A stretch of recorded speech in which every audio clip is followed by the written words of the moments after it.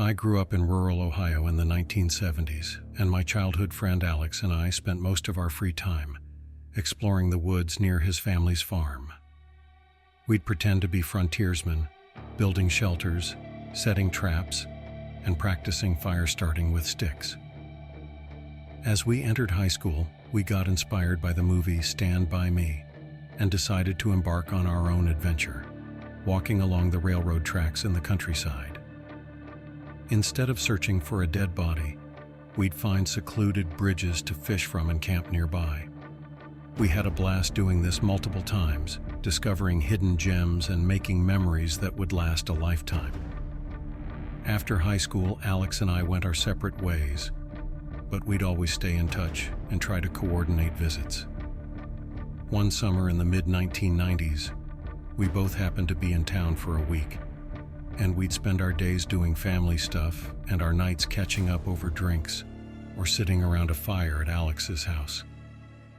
One evening, as we reminisced about our Stand By Me trips, nostalgia and beer got the better of us.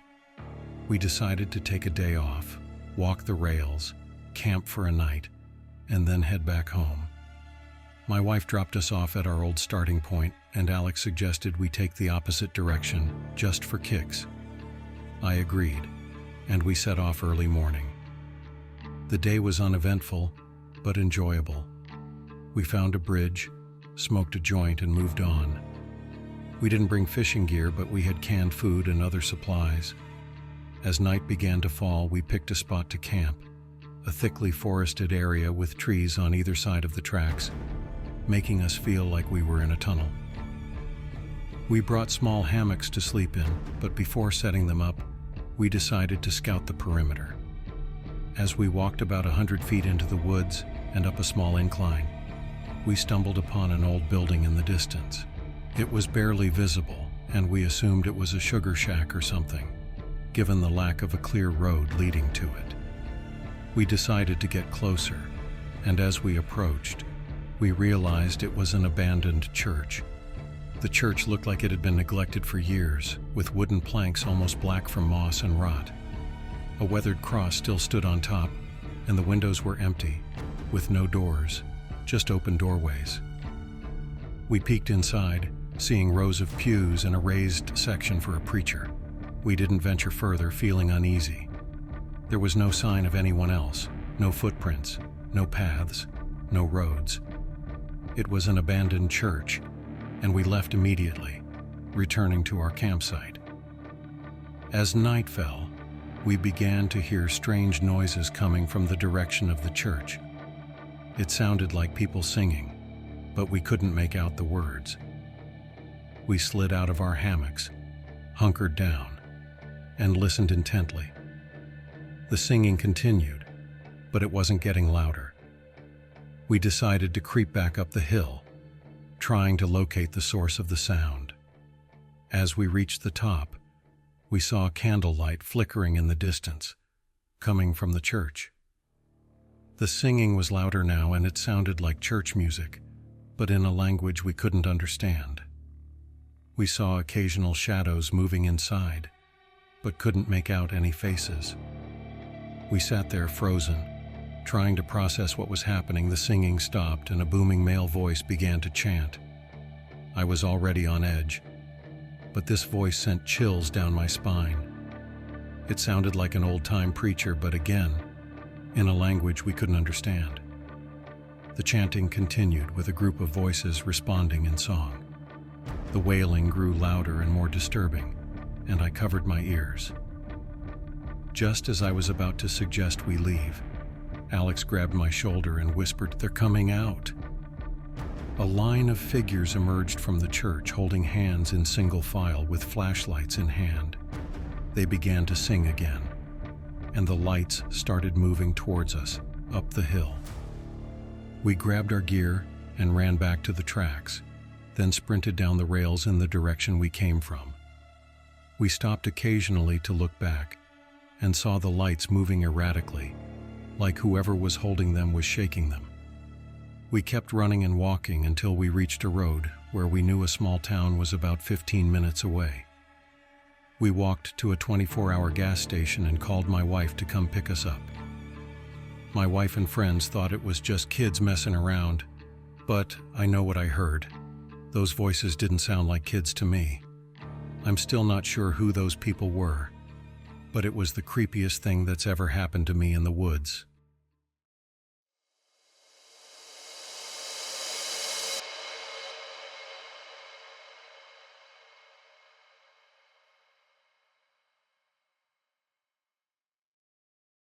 I was 15 years old, and I had just returned from my second annual summertime mission trip with my youth group from church. I was excited to have met new people and made friends, and I had even exchanged addresses and phone numbers with some of them. One person in particular, a man named Brett, had caught my attention. He was a youth leader on the trip, and he had mingled with us teenagers as if he were one of us. I didn't think much of Brett at the time, but I did remember that he was in his mid-20s and in college. I had traded addresses and phone numbers with him, just like I had with all of my other friends on the trip. A week after getting home, I received a letter from Brett, and I wrote him back, thinking that we were just becoming pen pals. But as the weeks went by, I started to receive more letters from Brett, and he even sent me a prepaid phone card so that I could call him. I was oblivious to the fact that this was unusual behavior, and I called him, thinking that it was just a friendly conversation. We talked weekly on the phone and continued to write, and I thought that everything was just platonic. But then, a few months later, Brett called my father and asked for his permission to drive a state over to visit me for a weekend. I was confused, but I shrugged it off, thinking that maybe college was lonely for him. I didn't think twice about it, and I told my father that it was okay if he wanted to visit. Looking back, I realized that I was naive and oblivious to the fact that a 23 to 25-year-old man wanting to spend a weekend with a 15-year-old girl was not normal, but at the time, I just thought that it was a weird friendship. The weekend arrived, and Brett drove straight to my house to have dinner with me and my family. He brought me a toy and a big bag of mini jawbreakers, and we had dinner together. During dinner, Brett shared his plans for the weekend, which included going out to movies and meals, just the two of us. My father was firm in his refusal to let me go anywhere with him alone. As I walked Brett out to his car after dinner, I felt a sense of unease. I didn't know what to make of the situation, and I was glad that my father had put his foot down. I never spoke to or saw Brett again, and I didn't think much of the incident until years later. It wasn't until 17 years later that I realized what had really happened. Brett had been trying to court me, a child, and he had bailed when he learned that my father was not on board. I was shocked and disgusted by the realization, and I couldn't believe that I had been so blind to his intentions. I'm grateful that my father had protected me from Brett's advances, and I'm glad that I never had to deal with him again. But the experience has left me with a sense of unease and a warning to always be cautious around people who seem too friendly or too interested.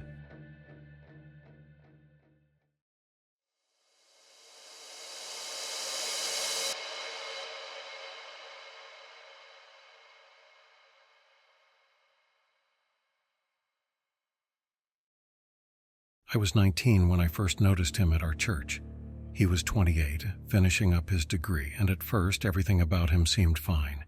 He carried himself well, always involved in the church activities, and seemed like someone with his life in order.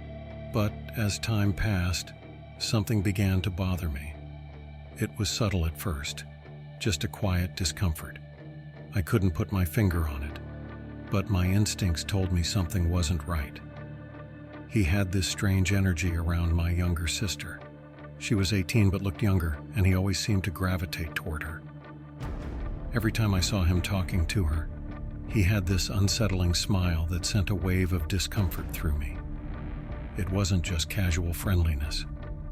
He always seemed a little too focused on her, finding excuses to linger nearby, offering unnecessary help, or starting conversations that didn't need to happen. One afternoon, I watched him playfully chasing some children after service. My stomach churned. It wasn't normal, the way he moved around them. The sick feeling I got from seeing him around kids made me uneasy, but I brushed it off. I thought maybe I was overreacting, reading too much into things. Still, the feeling wouldn't go away. I tried talking to my mom and a few others in the church about my concerns. They laughed it off, saying I was being dramatic, maybe a little jealous. That frustrated me. No one seemed to take it seriously, and I started feeling isolated, like I was the only one seeing what was right in front of us. Then the nightmares started. They were always the same, warning me that my sister needed to stay away from him. I'd wake up in a cold sweat, feeling an overwhelming sense of dread. I knew something was wrong, but I didn't know what to do. Every instinct told me to act, but no one believed me. I was alone in this. It wasn't long before I found out that my sister had gone on a secret date with him. She hadn't told me or anyone else. Apparently, he had tried to convince her to meet him at her house, but she had the sense to suggest a public place instead. That detail stuck with me. He wanted to meet her alone, away from anyone else. Not long after, the truth surfaced. It was the pastor's wife who let it slip. She told my mom the man had a past. He'd been to jail for child molestation. He was out on probation trying to get his life together, but that didn't change what he'd done or the danger he posed. When I heard that, everything clicked into place. All the unease, the nightmares, the instincts I'd tried to ignore, it all made sense. I felt a mix of emotions when the truth came out. There was relief that my sister hadn't been alone with him, but anger at how the church had kept this information from us. More than anything, I was angry at myself for not doing more sooner, for letting everyone convince me that I was overreacting. My sister was shaken, but handled it quietly. She told him she was too busy with college to go out again. He didn't push. He left her alone after that. Soon after, he stopped coming to church altogether. It wasn't long before I heard that he had been rearrested for assaulting another teenager. That news hit hard. I kept thinking about how close my sister had come to being his next target and how I'd tried to sound the alarm, but no one listened. I couldn't shake the feeling of betrayal from the church, from the people who were supposed to protect us, but instead hid the truth. I stopped going to church after that. I couldn't bring myself to sit in those pews, knowing what had happened. Looking back, I learned a hard lesson. Sometimes you have to trust your gut, no matter how many people tell you you're wrong. Ignoring those feelings could have cost my sister her safety. I'll never make that mistake again.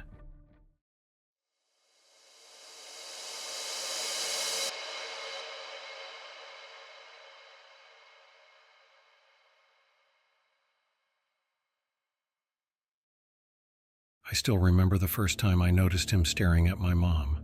I was 8 years old, sitting in church with my parents like we did every Sunday.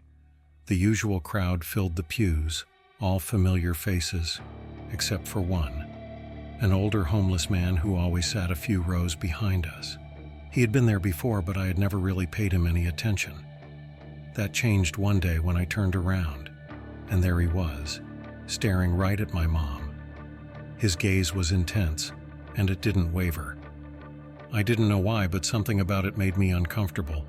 He noticed me looking and smiled, but it wasn't friendly. I quickly turned back around, trying to ignore it, but the uneasy feeling stayed. I couldn't resist glancing back a few times. Each time, his eyes were still fixed on her, then on me, like he was trying to commit our faces to memory. When the service ended, all I wanted was to leave.